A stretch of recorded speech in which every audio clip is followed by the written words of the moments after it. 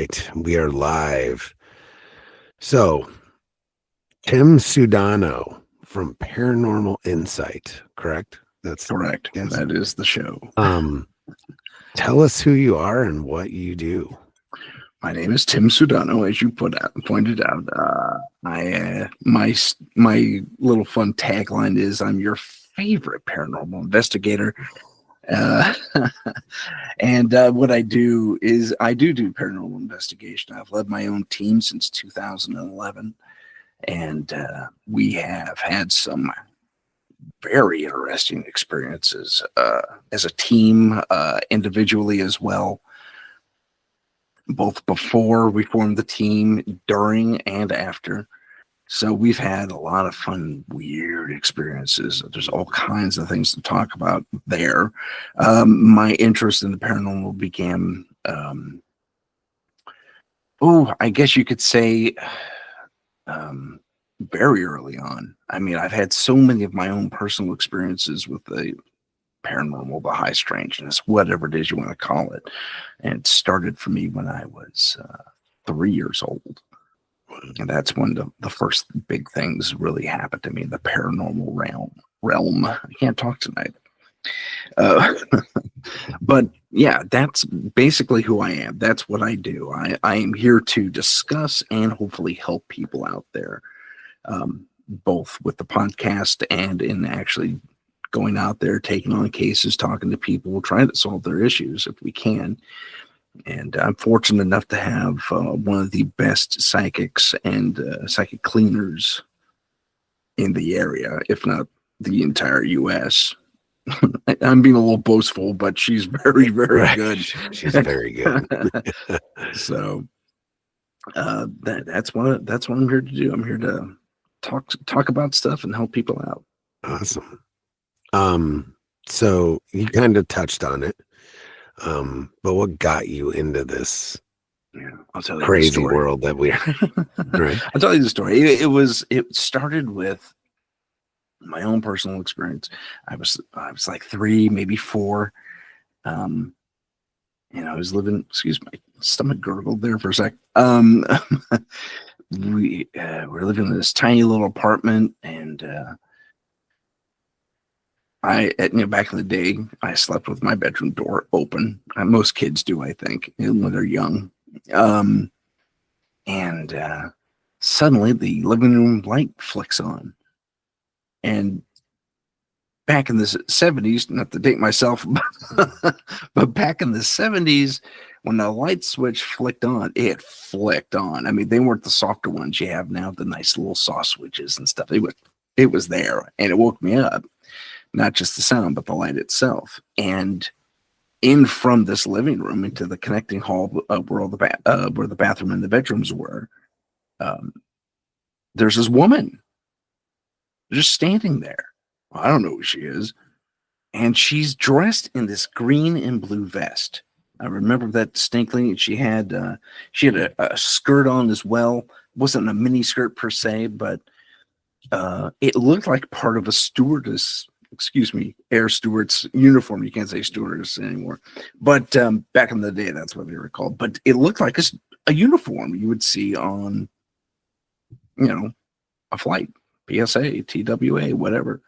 And it was green on one side, blue on the other. I remember that so distinctly. And she was tall, thin, like you'd expect an air steward to be, and she had this blonde platinum hair. I'll never forget that. And it was kind of shortish with a little flip up at the end, kind of like a bob. I think it's called a bob. And she looked into my room, and she puts her hands under her hips in the most angry, menacing way she can muster, and starts yelling at me, shaking her finger at me.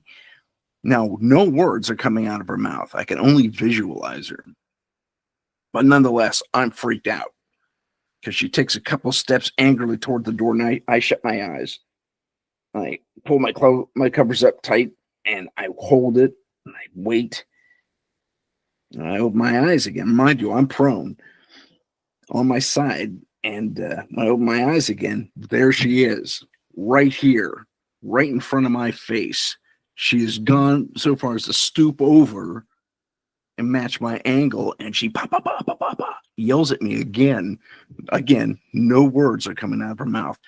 And I, according to my parents, I let out an ungodly little scream of horror, and I ran through her.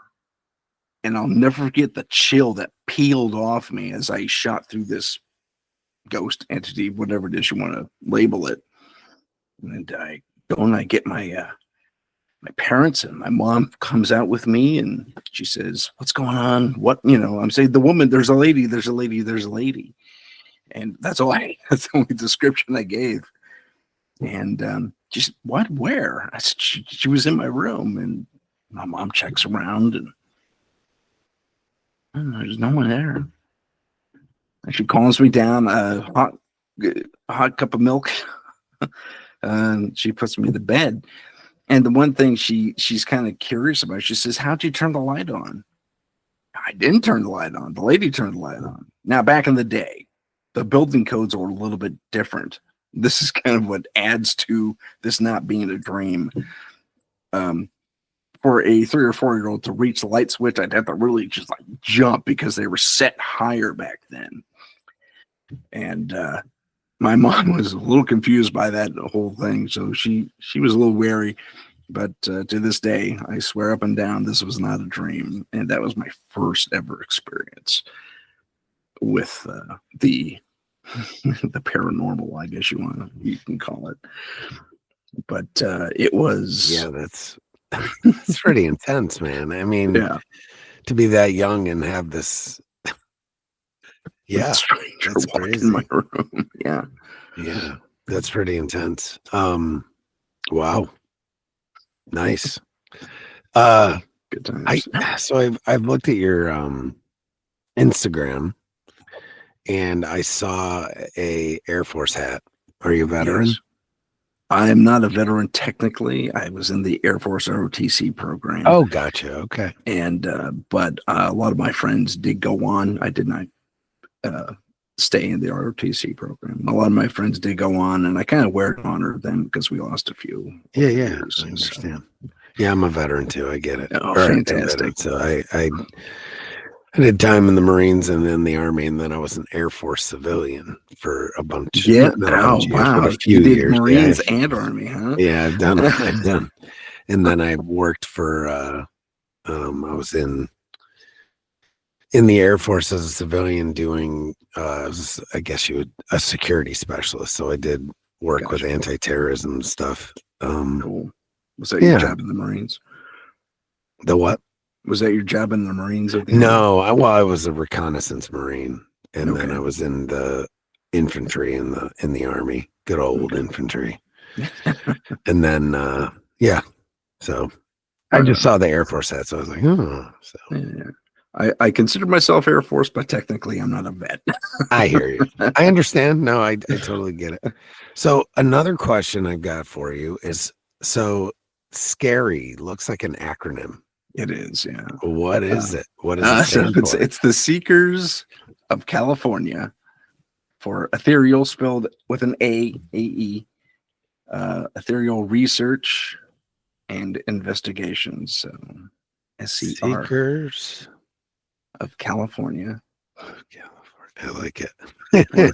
Or ethereal with an I write everything down just so you know. That's cool. That's cool. Yeah. For ethereal research and investigation. So where are you located? We're in San Jose, California. Okay. And we're based out of here. We'll go anywhere we're needed, really. We don't have the biggest budget in the world, so if you wants to go to Kentucky or something like that, you got to front for the airfare. Yeah, I totally get it. But, I mean, it's like a regional thing, right? And we're typically regional. Yeah, I think the furthest we've gone is Monterey. Okay. I spent some time in California, mainly, being in the Marines and stuff. And then, but were you down in Pendleton then? Well, I spent a little time in Pendleton, a little time in Coronado, and then so San Diego, and then farther north up in Lompoc. You're up in Lompoc. Yeah. Great. So we Uh, we were doing stuff in the Los Padres National Forest. Gotcha. And we were stationed out of Vandenberg Air Force Base in Lompoc. So we were billeted and stayed in at Vandenberg, and then we would fly down to Los Padres. Yeah. So yeah, that was back in the 90s when they were, it was the big right after they had legalized marijuana in California. And then but then we started working on national forest land Gotcha.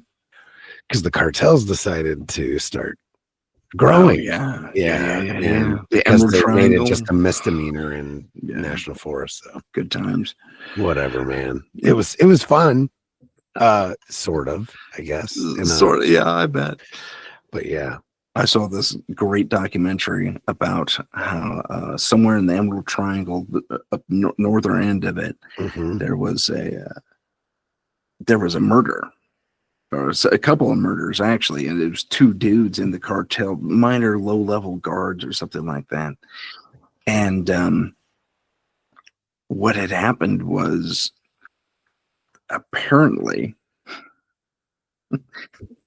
these two dudes were just sitting there doing their job, and something made enough of a commotion that they started shooting. Oh, wow. And when the rest of their cartel team gets up there at this high point in this this crop they were growing, they were massacred, and they found huge footprints, Bigfoot tracks. Was that documentary? Was that a documentary? It was a documentary. And is that one? I'm actually looking it up right now because I can't remember the name of it, but it was about Sasquatch, but not exactly. It was more about the drug, but a great documentary. Fantastic documentary. Not to spoil it for anyone, but it turns out it was a full-on disciplinary action, and they framed Bigfoot. Right. Yes. For the attacks. Yes. It was great. Because it turned into more of a true crime type podcast. Or not podcast, but documentary. But yeah, I had heard about it on oh my gosh, what is it? On Joe Rogan. That's where I had heard about it initially, because he had the guy on. And I think that's what it's called. Sasquatch. True crime investigation from yeah, and I think it's called Sasquatch, but it's really got, and then it says some monsters are real. It's got nothing really to do with Sasquatch other than that story. Yeah, that's it. Very good. I forgot all about that. I thought that was great. Yeah, I actually had a little bit of I had some weird experiences when we were in Los Padres. I've heard some interesting stories from Army Rangers. Yeah. We definitely had rocks thrown at us. And we're talking up on, because the high point there is Reyes Peak is what it's called. There is a hiking trail to there, but it's rugged, man. And you're talking miles away from anything. To get to Reyes Peak, you've got to park in a parking spot, like a parking area. And I want to say it's like an 8 or 9 mile hike into that sounds about right. Yeah. And there's nothing there. And at night, nope, it'd be really dangerous. Right.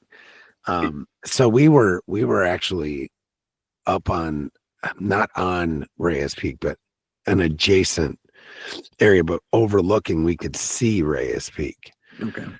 And we were hidden because we couldn't, we didn't want, people were not supposed to know we were there and yada, yada, yada. But we were in what they call a relay site, relaying radio transmissions from teams on one side of the mountain range to headquarters up in Lompoc, up in the other side. Right. Okay. So we were relaying messages, and we absolutely had something at 1, 2, 3 in the morning, couple times throwing pine cones and rocks. It's not a person. I'm sorry. No. And we never saw. I mean, it's really dusty, so it's hard to see. There's no like footprints or anything, but we were looking, man. But anyway, yeah, craziness. Yeah, California is wild. Yeah, I'm sure you got stories. got So stories.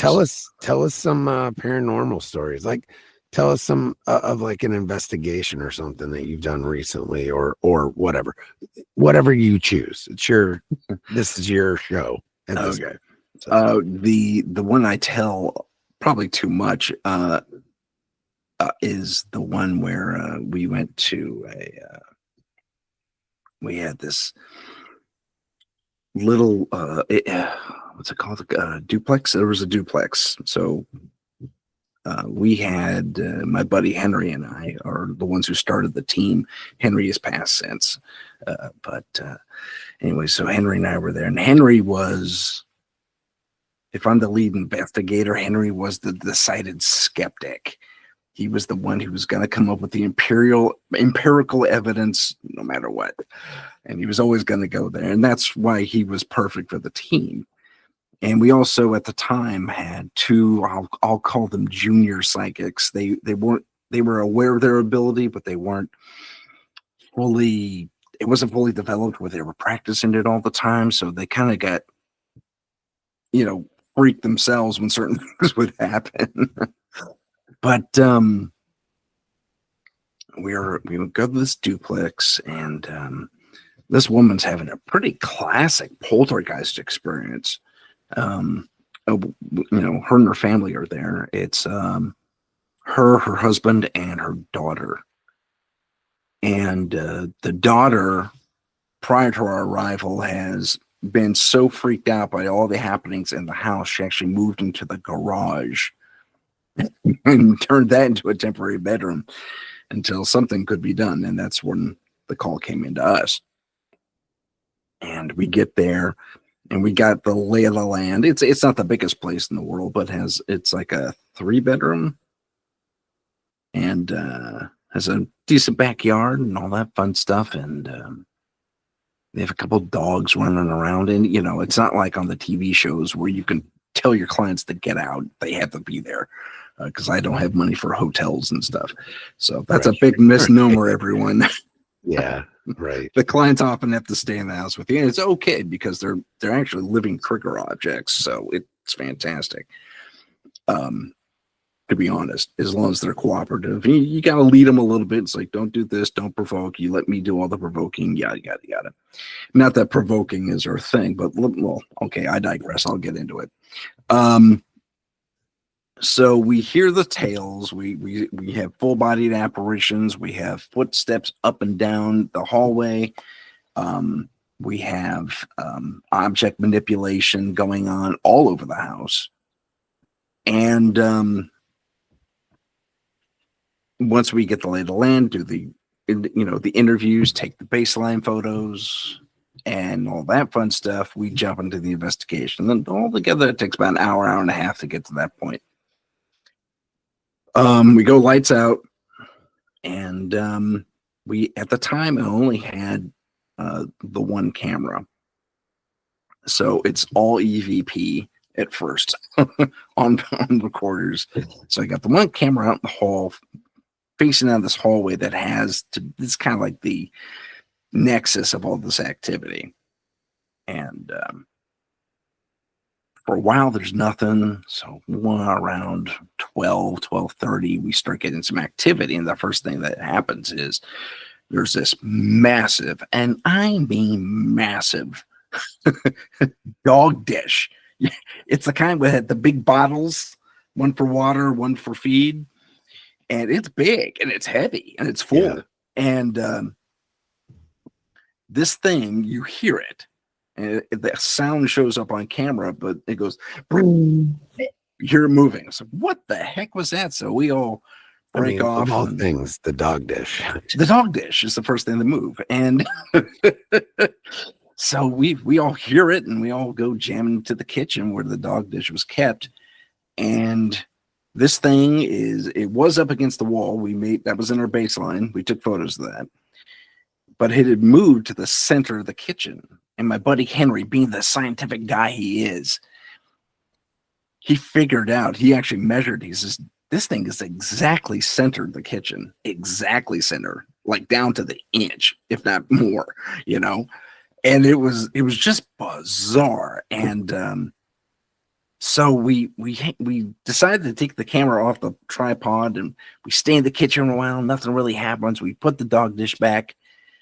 Nothing really happens in the kitchen. And then we move our investigation into the daughter's room that she has abandoned. And we're in there. And I mean, this thing is empty. No bed, nothing. It's all in the garage now. So we're in there. We're doing an EVP session, and I don't see it at the time. But there's this, and I'm not a believer in orbs. I think mostly it's dust. That's my most right. There are exceptions, and here's the one exception, and it made me a little more in favor of orbs, because I'm sitting there and I don't I react physically to what I think are just little itchy sensations. But you watch this orb pass out of my stomach, and it floats around here for a little bit, and it goes into my arm and then out the other side. And you'll see me react. It's like, oh my gosh, what's going on with my arm? You know, suddenly I'm itchy for no reason. And on the playback, we see it. I was like, oh my gosh, we have orbs. That's crazy. And we don't get, that's just new for me at that point. You're like, these are orbs that I don't believe in. Exactly. Well, that's not dust, and it's not a bug. So dust doesn't go through people that normally. And the way this thing was manipulating it was, and for you to feel it and react to it that's really cool. Exactly. Really it was bizarre. So we did the playback there in the room because we finished our session. I was like, let's see if we got anything. And I got on fast forward, and I see the little bug or orb or whatever it is fly through me. And I pointed out there, oh, that's cool. We got some cool evidence. Okay, let's set up for the next thing. And I got the camera in my hand. I'm rolling tape because I'm going to go down the hallway, and we're going to go into the main bedroom with everyone and do another session. Excuse me. And that's when we all hear it. And me and the one who hired us, the wife, see this demented looking, elephantine skinned monkey is the only way I can describe it.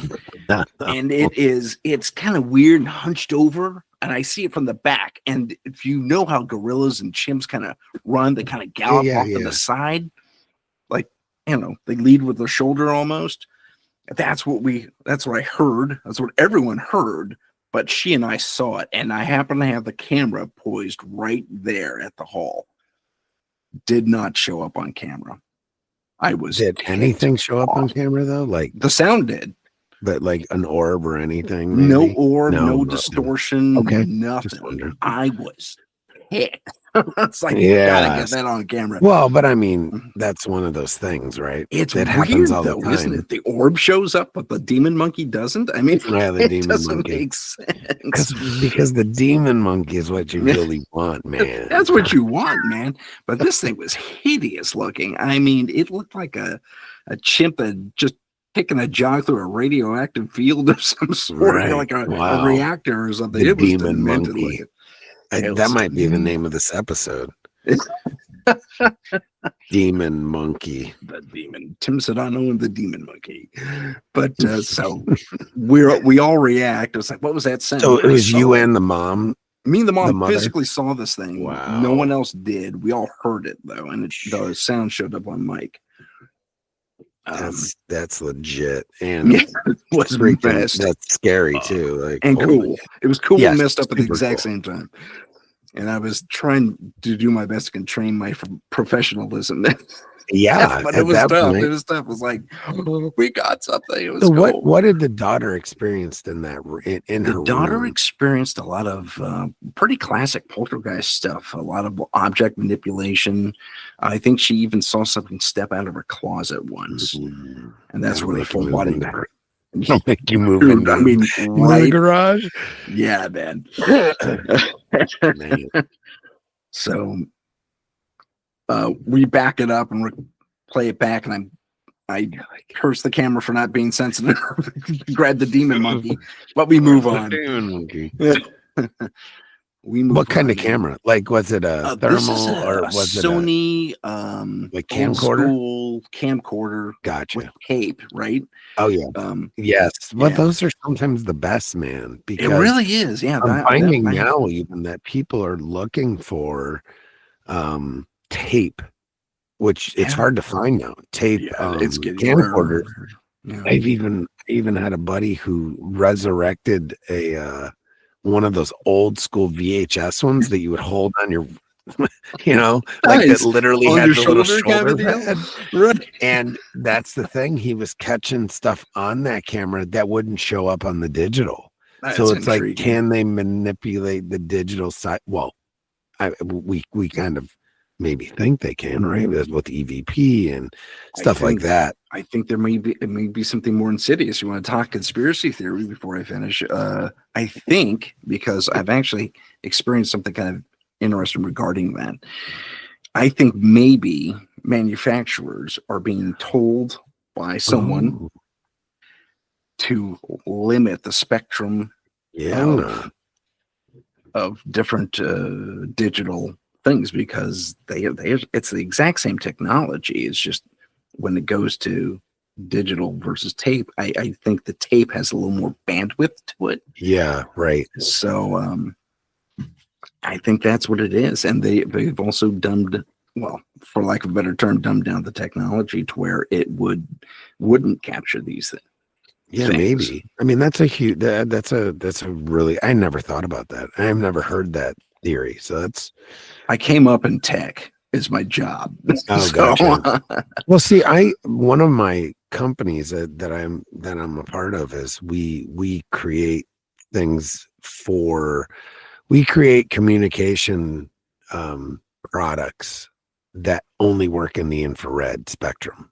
Oh, fun. So with that being said, I know all about the spectrums, like the visible spectrum, the infrared, the ultraviolet, all of it. And I think, I can't remember, I might have misquoted this the other day on another episode, but I think we can only see like 1/7 of the visual spectrum. Yeah, I think you're about something right like that. It Might not be that limited, but it's damn limited.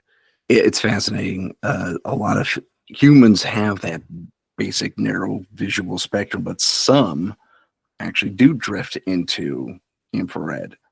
Yes, Some maybe like the red. What do they call it? It's like right before infrared, but it's like near infrared or something like that. Near infrared. Something like that, yeah, something like that. But it works. I mean, I've experienced this myself. Stark black environment out in the woods, just going for a night hike, and suddenly I see branches before they hit me in the face. It's really close, but I can duck out of the way. And there's no moonlight. I mean, a new moon. So we do have it to a degree. Not we do. Does. We have what they call the visual purple, right? So what happened? Yeah. So if you, that's one of these things that I think people make mistakes is they walk around with lights at night. I mean, they want to see. Yeah. But you should also go I know plenty of people that do investigations like in cemeteries and stuff at night. And I always say you should go because I accompany somebody. I'm not psychic, and I'm not but I know when things are there. Like if I go into a home, I know when something's there. I had a know near-death experience exactly when I what was you. younger. Oh, okay. And ever since then, I've had this sensitivity and I could see auras. Oh, I grew up So, seeing auras. That yeah, was I've always had that. It's so right. weird. Yeah. Yeah. And so I did not until I became an adult. And then, like, all of a Oh, that's sudden, I'm like, oh interesting. my God. Like, What the heck's but right. It that? was definitely weird. So, but Why are you either glowing, way, dude? I always say that you need to go out and just sit in the dark for a half an hour and let your eyes get that visual purple. And then I suggest that everyone use red light instead of white light. Yeah. Red light, amber light, Yeah. and Anything but white. anything but light. Blue light. You know, had a friend of mine did an investigation, and she had blue light with her, Yeah. which was, I thought that was a weird choice, but apparently it was similar to near infrared. This was near ultraviolet, Yeah. and it really helped her. It antagonized the crap out of the spirits. Wow. Apparently, she got a lot of things about on the EVP where she kept getting like, stop it, turn off the light. You know, she wasn't hearing it real time, but on playback. Yeah. Yeah. So, That's the best EVP. So like what is your go-to? Oh, let me see. We've got to verify that this is a question. I want to say it correctly. Yeah. So what's your like go-to equipment that you good that question. that you like? Because everyone's different, but Mhm. what do you My never personal leave home go-to. without? Well, I can't leave home without the night vision cameras. Yeah, yeah. Cannot do it because I'll probably kill myself on someone's couch, tripping over Right. someone's couch. All joking aside, no, I like the infrared cameras. It's probably one of the best inventions that have given ghost hunting that little bit of an edge because you could pick things out a little more clearer and stuff Right. like that. I'm also a fan of, and I have yet to really work with one. I got an app once on my phone, but it was the SRS cameras. Those are fun. Those are the ones that do the stick figures. Yeah, yeah. Those are cool. Those are They awesome. can be, I guess, but right. But it's yeah, those are neat. What about thermal? Do you guys use? I haven't been able to really toy with thermal that much. That's my next purchase. So But just to give you some advice on that, and yeah. unsolicited advice, Okay. there's Okay. the cheapest option that I found that is also very effective is a product, and I have no skin in the game here, but it's a product by a company called Top Don, and you can literally buy them on Amazon for like under $300, and they plug right into your cell phone. Oh, those are the ones that sit on the bottom They and sit on the plug it. bottom of your cell Yeah. phone, and you can Nice. use them on a cell phone. You can use them on an iPad. A lot of times we'll set them up static, just in a tripod. Sure. So That's a good idea. and they work fabulously. Just saying. Okay. Good. Yeah. Have you had success with thermals? No, but they work really good. I mean, That's good. if something was there that was Yeah. to be seen or wanted us to see it, Yeah.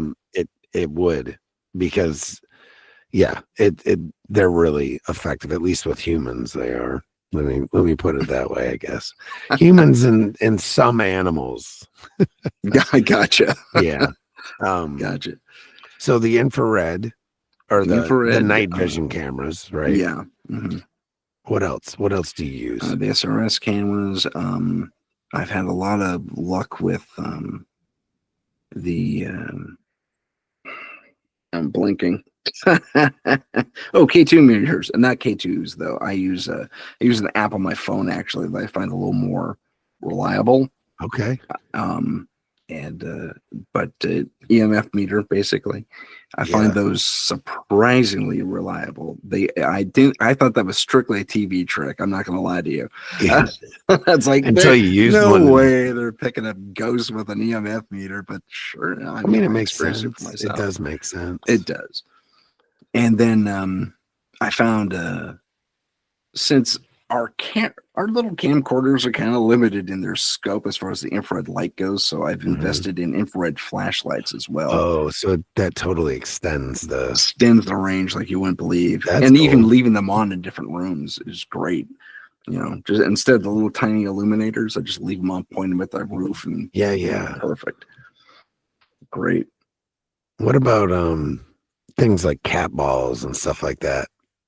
I mean, just for maybe communication, or I like questions besides EVP. Besides EVPs, yeah, I like the thing. It's kind of like a spirit box. Yeah, but it's an app, and I don't. At first, I didn't trust the app because you have to futz with the settings on some of them, okay, and get them to go to intake, like, because otherwise they'll just spit things out every 40 seconds, whether you ask a question or not. Right. But if you goose the if you change the cycle from random to input or whatever it is on a given app, I tend to find them rather reliable, and the answers we get are typically spot on. I mean, and some of these things I think could be manipulated to a degree because on one investigation we were using this thing, and for the first time ever we got proper names. Oh wow.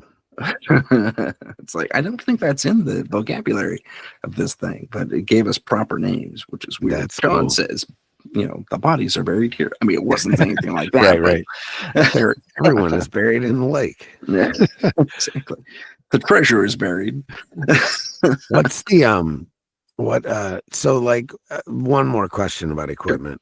Like, what are if someone were just getting into this stuff, you could go out and spend thousands and thousands of dollars, but what would you, I mean, besides a phone, right?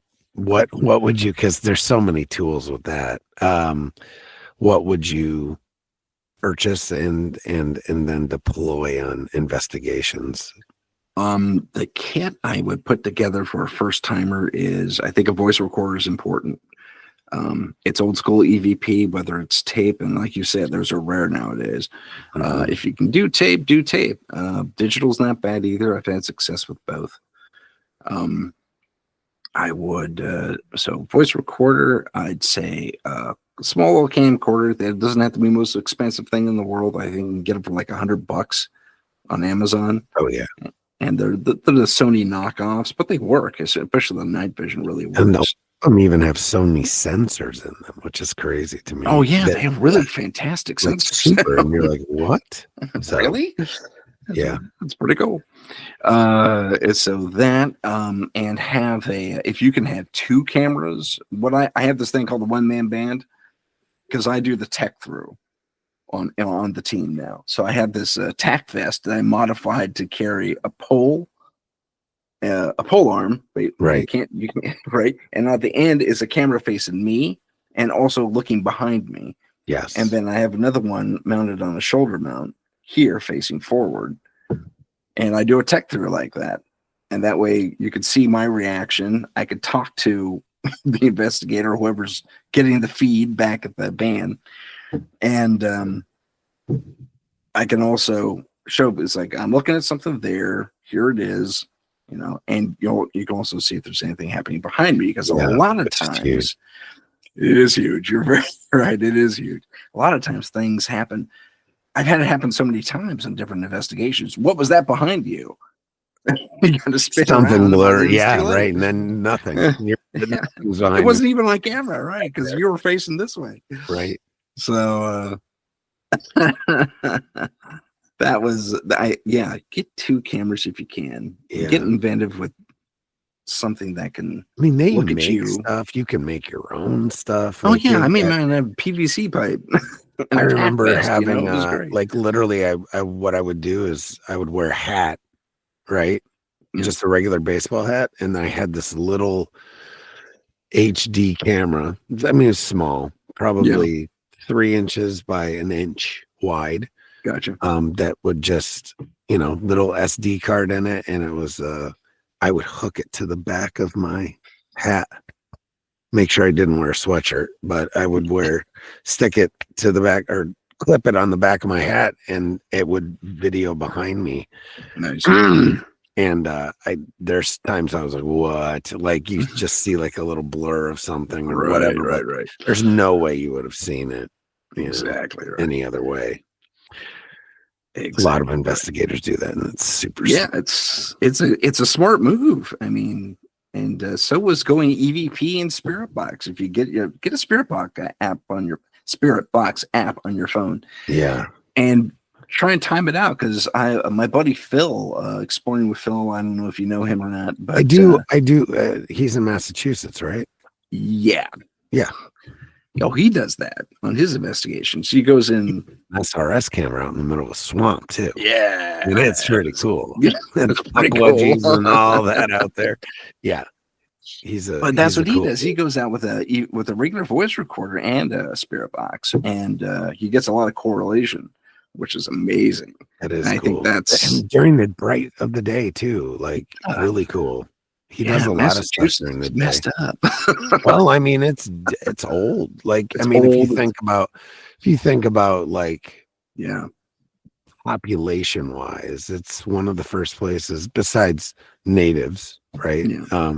Well, first people, whatever you want to call them. But as white Europeans, I'll say that was the first place that was populated, really. So right there. So so all the old stuff is in America, which isn't even that old, but in comparison, a lot of the old stuff is on. And especially it's crazy going to Europe. Mass. Sorry, crazy when you go to Europe and you're literally like in a 1,000-year-old church or something. You're like, what? It like doesn't even make sense. You're like, it's wild. It's wild. That's pretty cool. So where do you even buy an SRS camera? They're expensive. You could kit one out typically, like Amazon, Best Buy. You can get a few components here and there, and some people sell SRS kits like at ghost hunting shops and stuff like that. That put those kits together. They get pricey quick, though. Let me tell you. So be prepared to. You better have a contract with a abandoned hospital somewhere before you go buying one of these things. But even there's an SRS app that works, but you got to pay through the nose for it, man. There's like a monthly subscription or something like that. At least the one I found. Maybe there's better ones now. Gotcha. But it worked for the 2 minutes of free time I had. It worked great. Okay. Yeah. Because it's a cool idea, cool technology. It's a cool tech, and I've seen enough videos used with it that but these are guys that have like unlimited budgets and whatnot, or they have the Nintendo and they just modified it. That's one way to go: buy the Nintendo stuff and then modify it from there.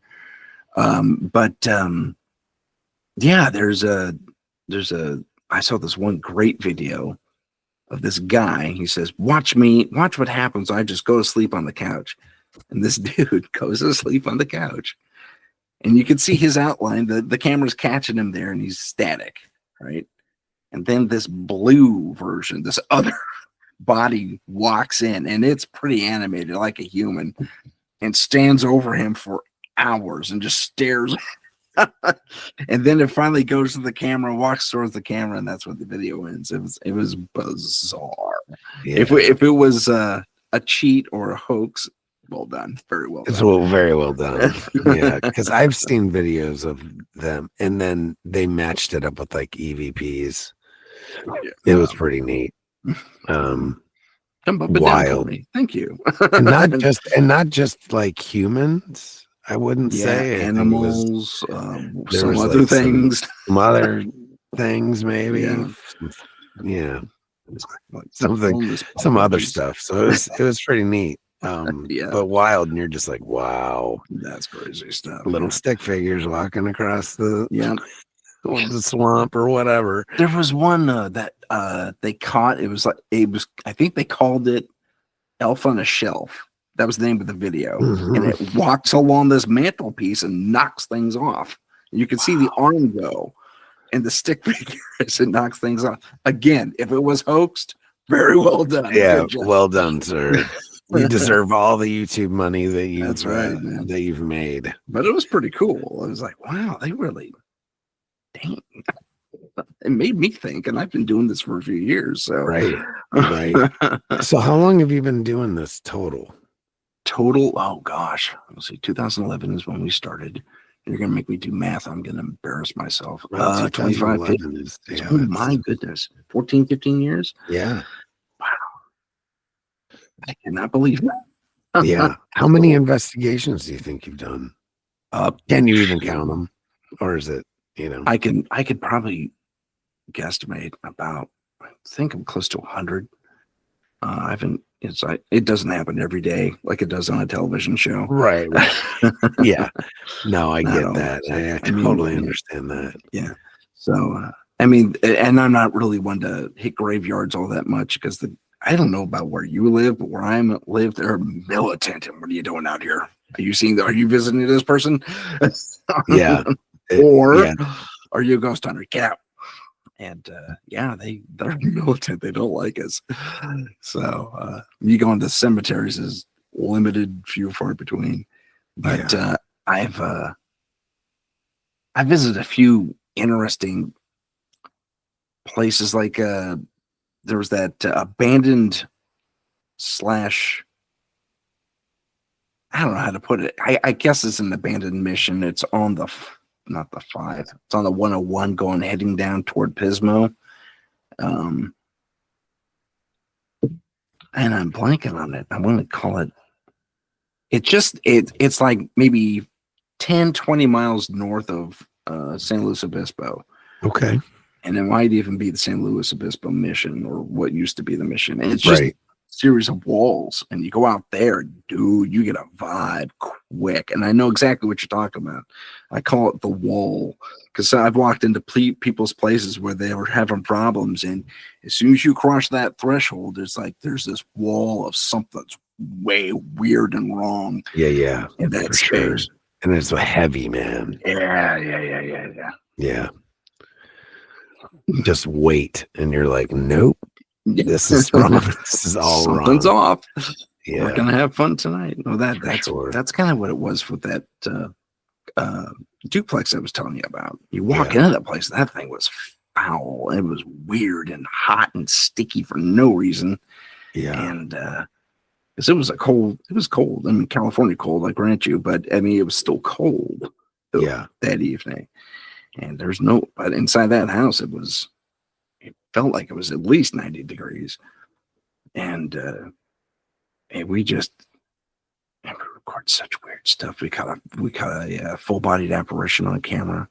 And he was there for like 10 minutes, just standing there in this menacing, like a pissed off Superman pose, looking down. And then we see him.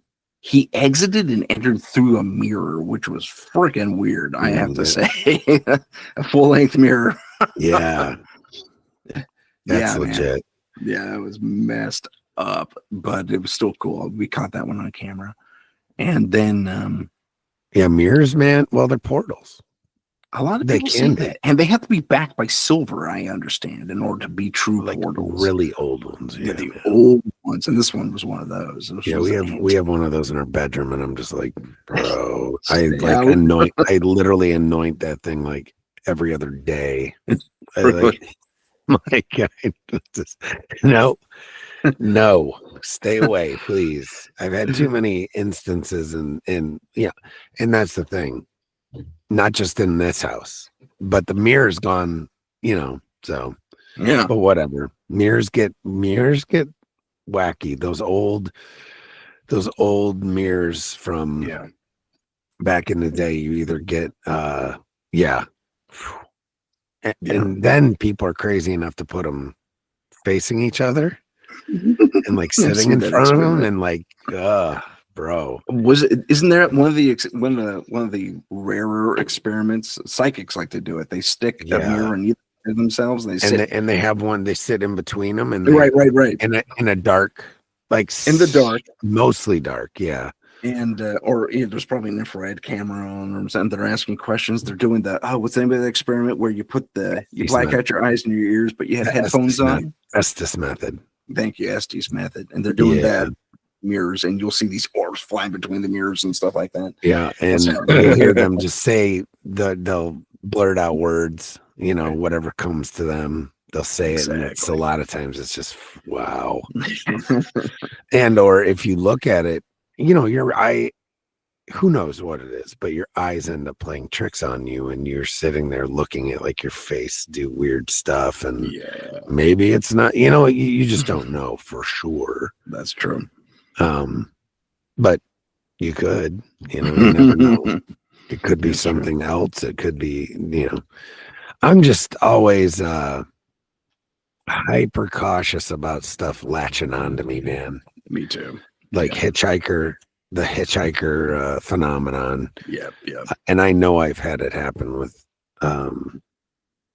some stuff. So have you ever dealt with anything like that, with like the hitchhiker phenomenon, or know anyone that has? Yeah. My psychic, JJ, she has had that happen to her numerous times because of the nature of her existence and her job. She's pretty good about keeping us cleansed and bubbled up, as she calls it, and protected. But once in a while, things follow her home, and she has to shoo them away from the door, so to speak. And the only time I had something happen at my place, I've been pretty fortunate. That has only happened once to me. And it was, God, I talked about this on Tommy Collins' show recently. There was this shadow creature showed up. I had to get up and use the restroom, and I look down the hall, and I see this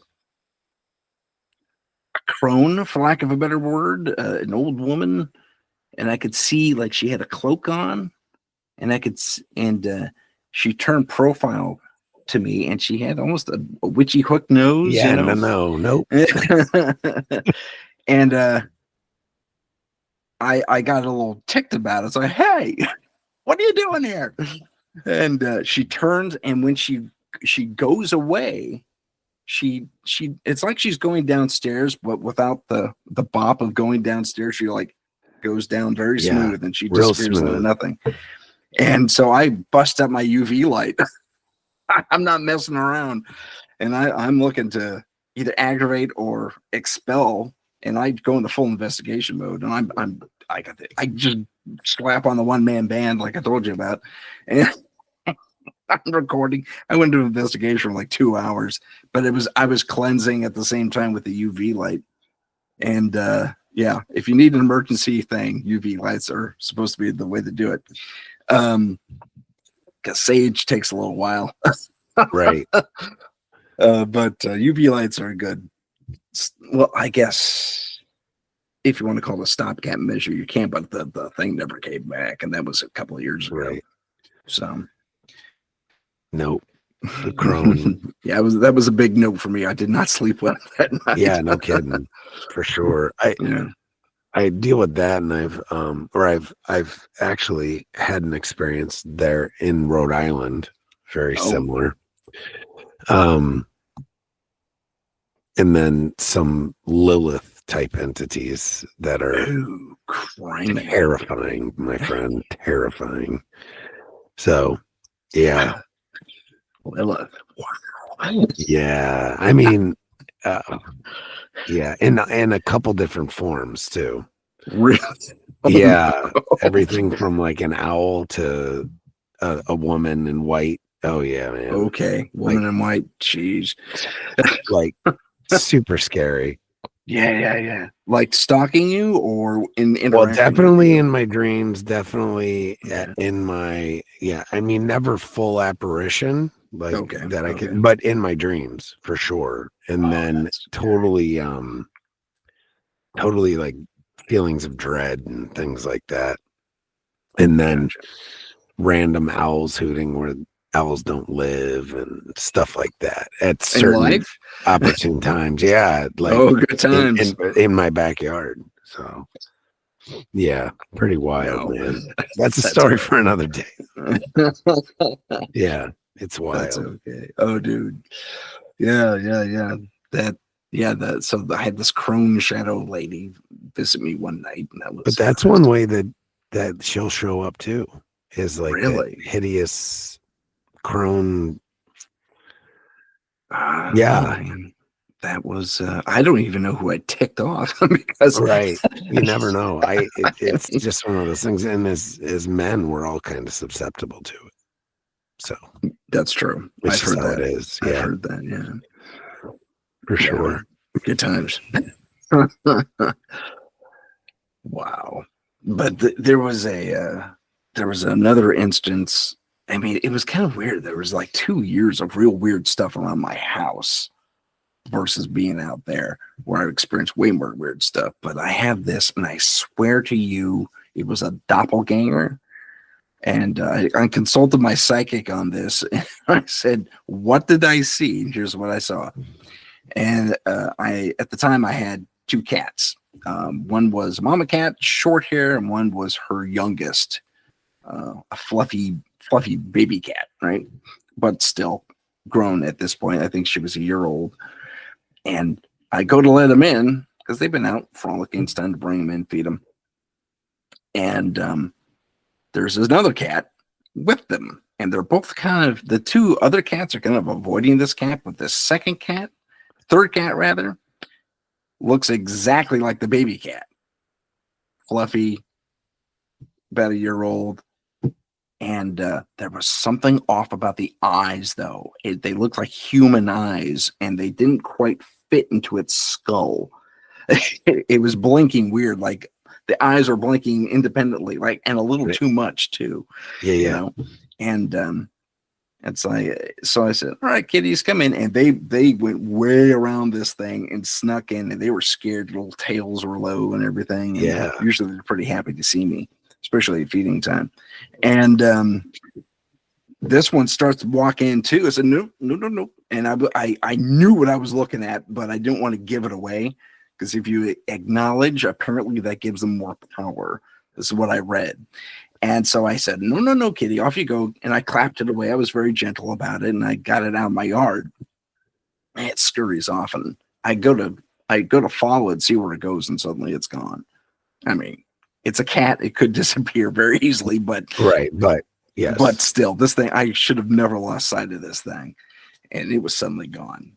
So I consult my psychic on this, and she says, "That almost sounds like a doppelganger."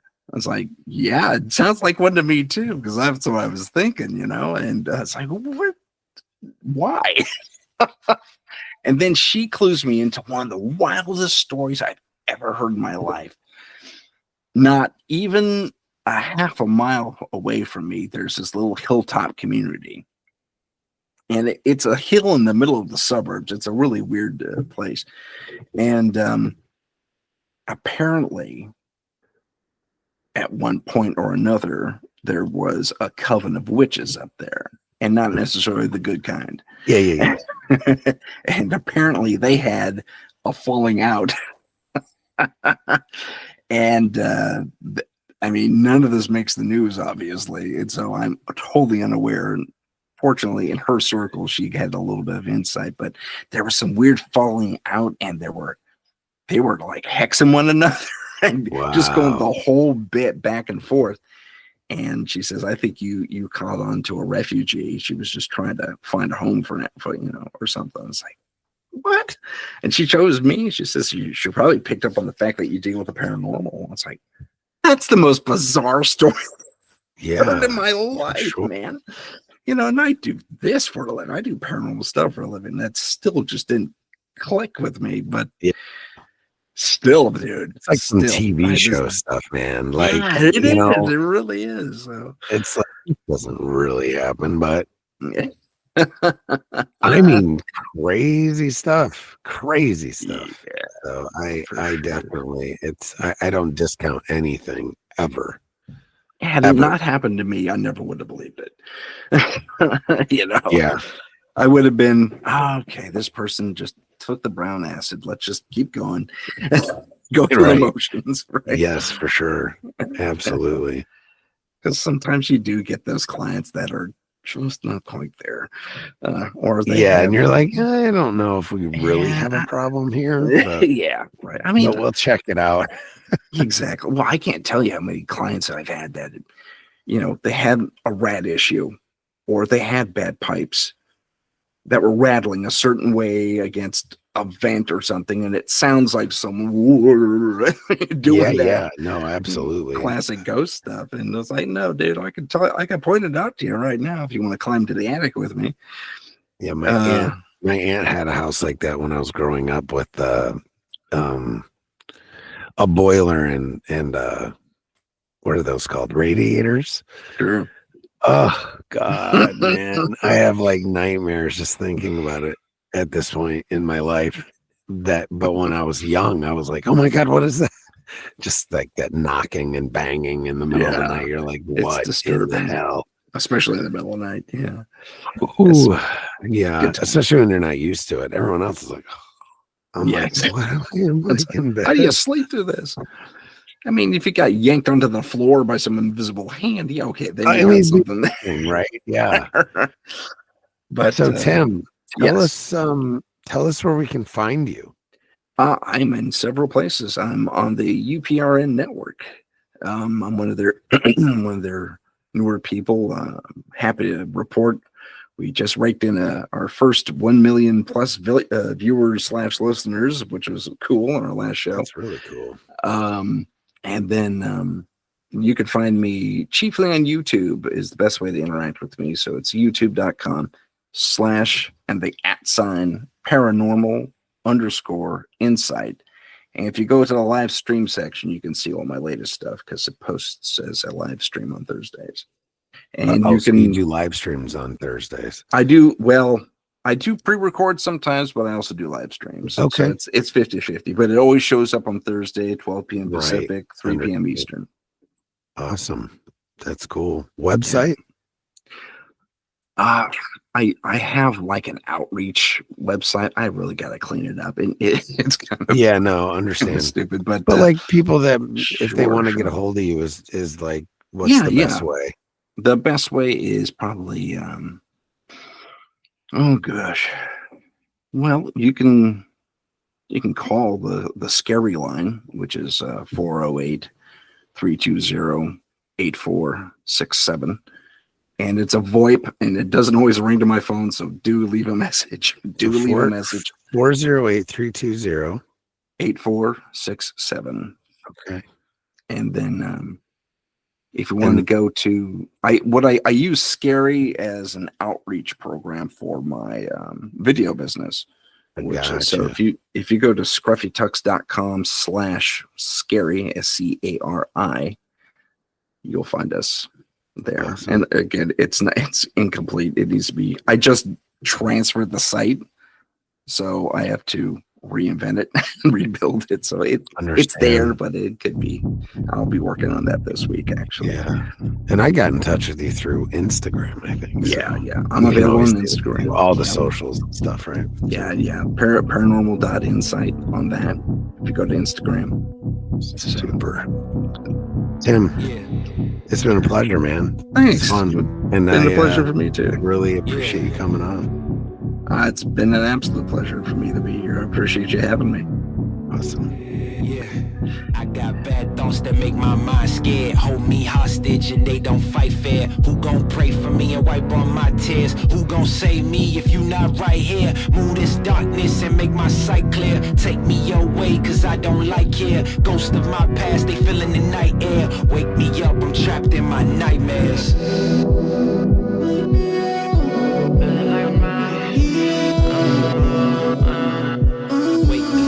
Trapped in my nightmares.